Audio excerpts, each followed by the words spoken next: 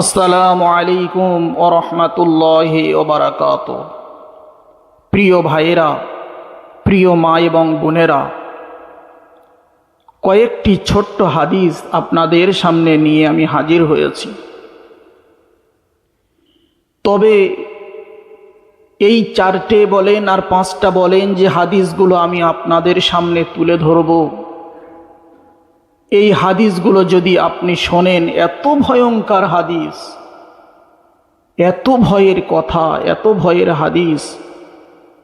কম বেশি ১৫০০ বছর আগে প্রিয় নবী মুহাম্মদুর রাসূলুল্লাহ সাল্লাল্লাহু আলাইহি ওয়াসাল্লাম তিনি ইরশাদ করেছেন, তার পবিত্র জবান মোবারকে তিনি বলেছিলেন, সেই কথাগুলোই আমি আপনাদের সামনে তুলে ধরছি। তবে একটাই অনুরোধ, যাদের মনে কিঞ্চিত ঈমান আছে, এই হাদিসগুলো শুনলে তাদের চোখে পানি এসে যাবে। শুধু তাই নয়, সকলের কাছে অনুরোধ জানাই, এই হাদিসগুলো শোনার পরে আমরা মুসলমান মোমেন হিসেবে আমাদের উচিত এইগুলো মানুষের দরবারে পৌঁছে দেওয়া, মানুষের কাছে পৌঁছে দেওয়া। চলুন, কি সেই হাদিস? প্রিয় নবী মুহাম্মদ রাসূলুল্লাহ সাল্লাল্লাহু আলাইহি ওয়াসাল্লাম রেখে গিয়েছেন আমার আপনার ভালোর জন্যে, সেই হাদিসটাই শোনাবো। রাসূলুল্লাহ সাল্লাল্লাহু আলাইহি ওয়াসাল্লাম তিনি ইরশাদ করেছেন, যে ব্যক্তি অন্যের গুনাহ নিয়ে খোঁটা দেয়, আল্লাহ তাকে সেই গুনাহ না করানো পর্যন্ত মৃত্যু দিবে না।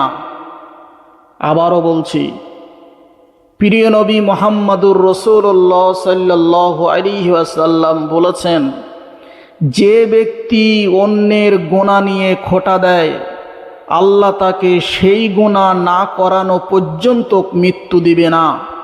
তিরমিজি শরীফের হাদিস।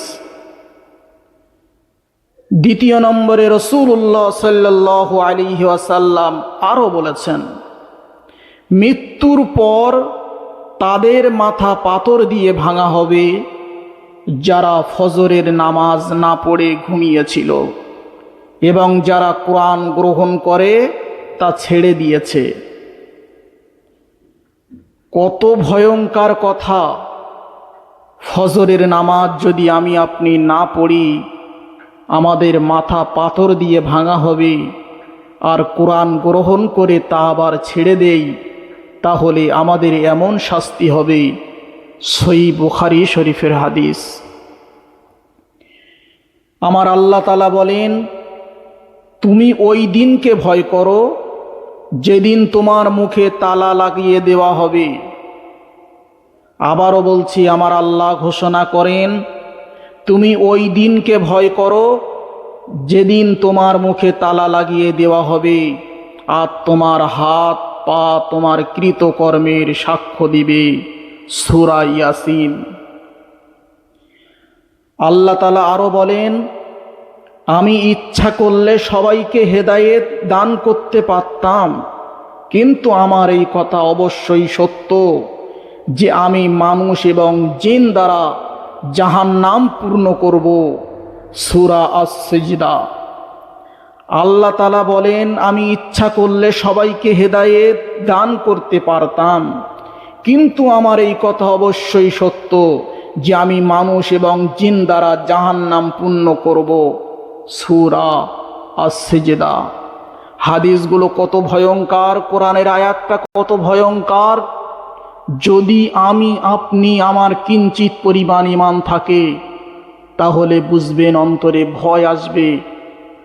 আল্লাহর ভয় যদি আমাদের এসে যায়, রসুলের কথা যদি আমরা মানি, আল্লাহর কথা যদি মানি, আমার আপনার ঈমানি দায়িত্ব হলো এই বাণীটা অন্য মানুষের কাছে শেয়ার করে পৌঁছে দেওয়ার, যাতে করে কিঞ্চিত পরিমাণ হলেও আমরা যেন দ্বীনের খেদমত করতে পারি।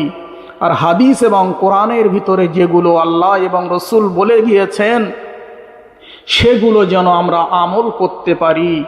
আমিন। মিল্লাত টিভি 7।